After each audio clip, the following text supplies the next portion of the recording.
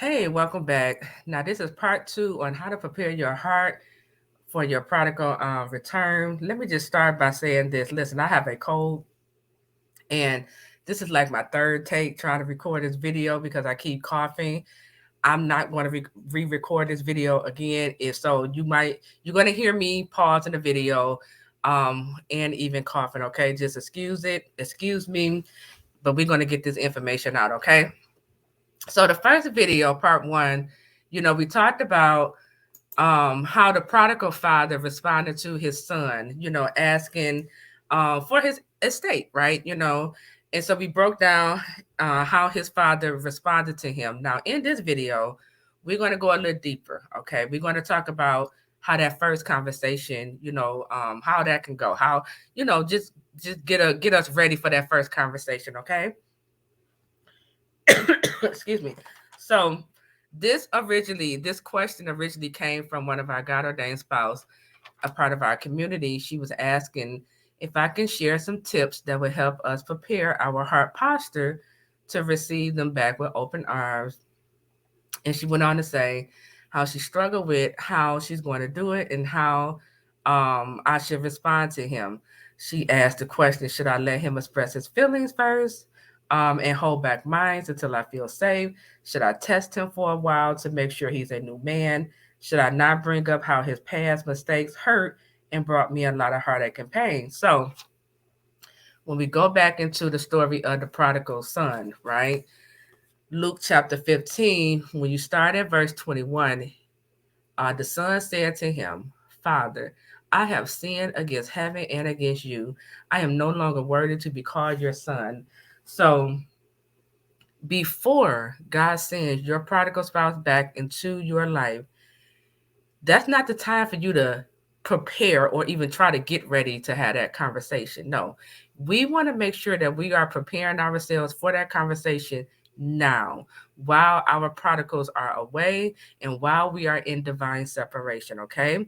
And another thing I want to say, when God sends your prodigal spouse back home to you, you want to, because your prodigal was the one who left. Your prodigal is also the one who the devil is attacking with guilt, shame, condemnation, regret. Okay. The Lord been speaking to your prodigal. Okay. Your prodigal is well aware of how, they wronged you. They well aware of they brought hurt and pain to your heart. They know this. And so it's all about having that courage to face you. Okay.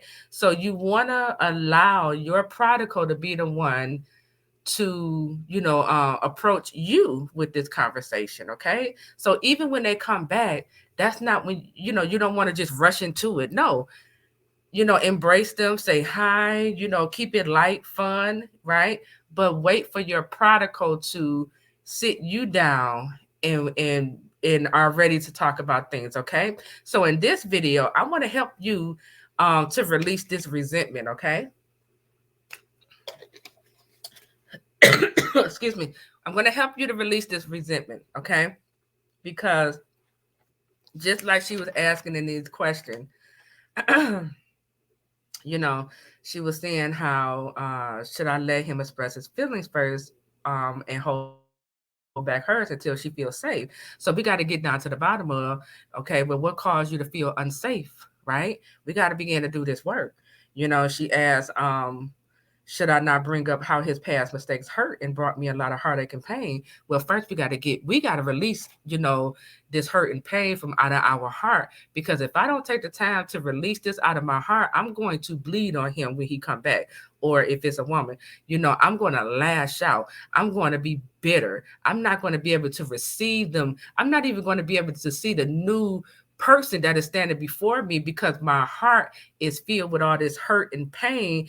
And when our heart is filled with hurt and pain, that also means I'm now looking at my spouse through the lenses of hurt and pain. So I'm not going to see how God changed them. I'm not going to see how God did a new thing in their heart and how God corrected them. I'm still going to see them as the old person from the past, the person who hurt me, the person who rejected me, the person who betrayed me. So it's important for us to do that inner healing work. Okay. Now, let me just break this down for you because When I don't think a lot of people understand this. When you get hurt, right? And in this case, your prodigal hurt you, right? You hear a lot of people say, "Oh, forgive your spouse," but what does that mean, right? In order for me to move into forgiving my spouse for the hurt and pain, that was brought to my heart, I got to deal with what's up under this, this forgiveness, right? Because forgiveness is like the final step. That's step 10, right? But I got to deal with step 1 through 9 in order to get to step 10, right? So what's up under this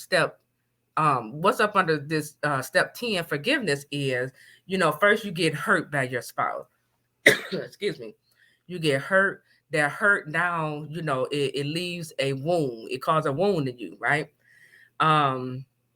You feel that wound, it cut you. Is you feel bruised, injured, right? Harm, right? And then, because we trying to deal with it, right? We dealing with it. We know, we talking about it. We, rehearsing it in our mind. Now that's turning into torture or torment of the mind, right? All of that is now making us angry. Each time the thought comes to my mind, I'm getting angry and angry. That anger now is turning into resentment. And now the resentment is turning into bitterness.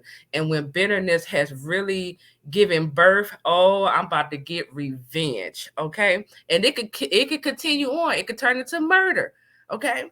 So we don't want to, allow the hurt to continue to get bigger and grow all the way up into the revenge stage. We don't want to allow that.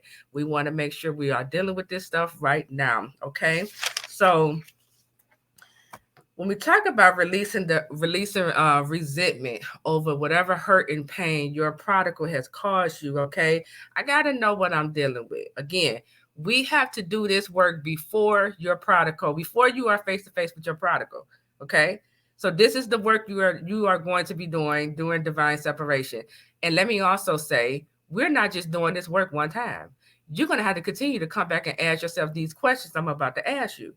You're going to have to continue to, work through this process, work through every emotion, every trigger, every, painful thought of the past. You're going to have to continue to do this until, God steps in and give you a different perspective, until God steps in and remove that pain from out of your heart.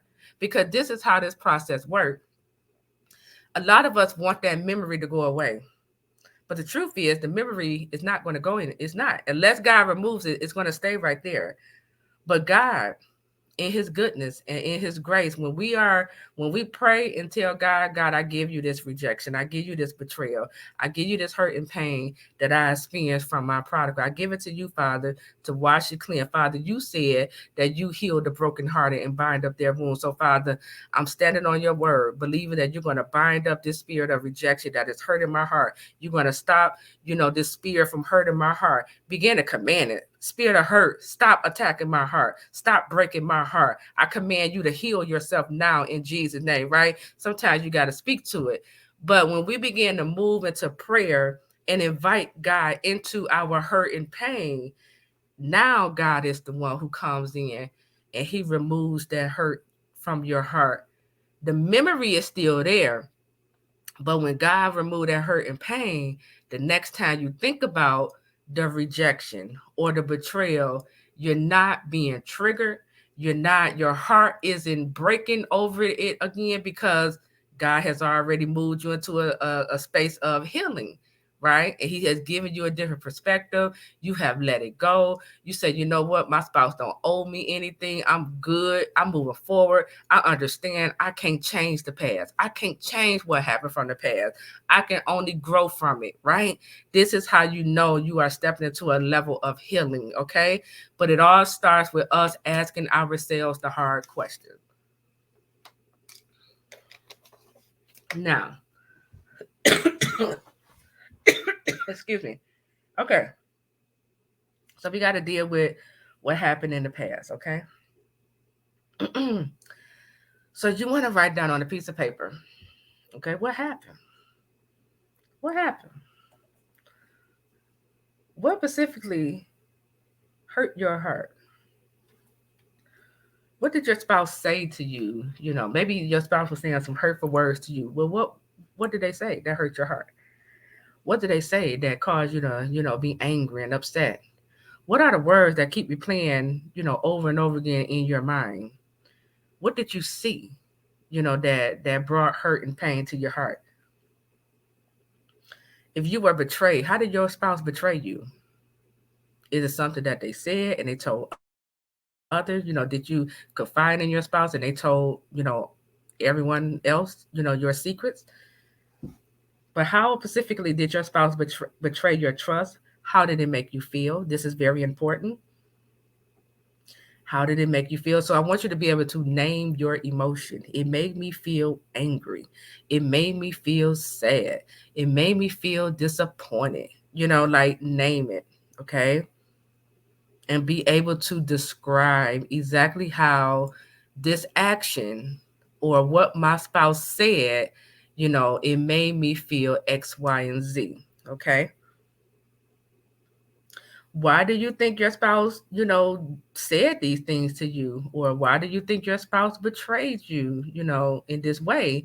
And the reason why I'm asking this question, not so that we can begin to blame and do all these other things, but when we have been hurt in the past by others, we come up with our own assumptions. Well, I think, they did this because of that. No, no, no. I know why, he or she did this. We come up with our own assumptions, right? When that's not even the truth. So, but you have to be aware of, okay, well, why do I think my spouse treated me this way? Why do I think my spouse overlooked me, right? Because no matter how many times I tell you all that it wasn't rejection, it was actually God protecting you. It was actually God coming in and exchanging you out for a counterfeit. No matter how much I say this to you all, you still going to apply what you think is the truth to your situation.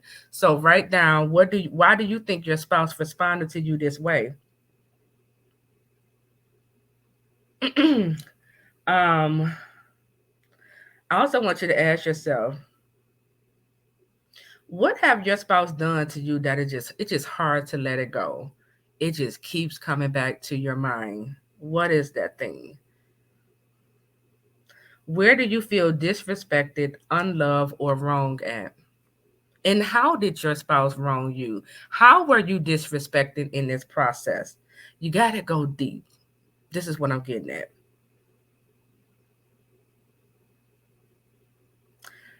Next set of questions, because here's the thing, healing comes when I help give myself a different perspective.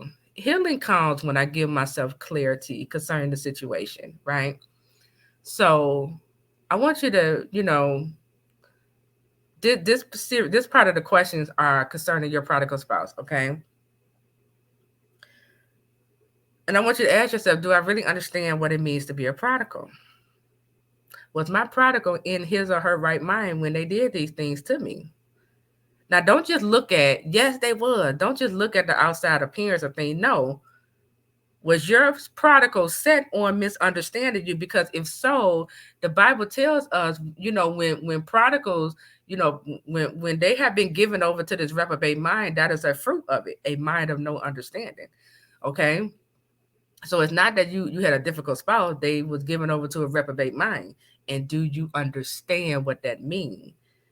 Right? Because sometimes we can look to our prodigal because we have logical mind, we have a sound mind, we are in our right mind, and we're looking at our prodigals. We are expecting for them to respond the way how we would respond, but their mindset isn't on the same level as our mindset. And then you got to look at their maturity level. What is your prodigal spouse maturity level? Were they irresponsible? I want you to identify, okay, the immaturity that was showing up in your prodigal spouse. See, when I go deep in all of these things and I ask myself, okay, were there any insecurities going on in my prodigal? Right? Once I'm able to identify the insecurity, the immaturity, the irresponsibility, right, the reprobate mind, I know what I'm dealing with here. I don't have to take it personal. I don't even have to feel rejected because I understand it has nothing to do. Like I have a different perspective. You see what I'm saying? So you got to go deep here. You got to ask yourself these questions. Another thing I want you to ask yourself, okay? What would it take for you to let go of what happened? So if your prodigal can make up for what happened in the past, like how would that look? What can they do to make up for what happened in the past? Because the truth of the matter is we can't go back in the past and change it. What we can do is focus forward and learn the lesson from the past so that we don't repeat it again in our future. And we just move forward by faith. We move forward knowing that God has brought correction to this situation. God has changed some hearts in this situation. God has moved us into a level of healing. And if God said this is what he's joining together, then we both have to make the decision to walk into this future together. Okay? It's not going to be perfect. We got to work at this thing every single day. Okay? So I can't go back in the past and change what happened, but I can create a better future.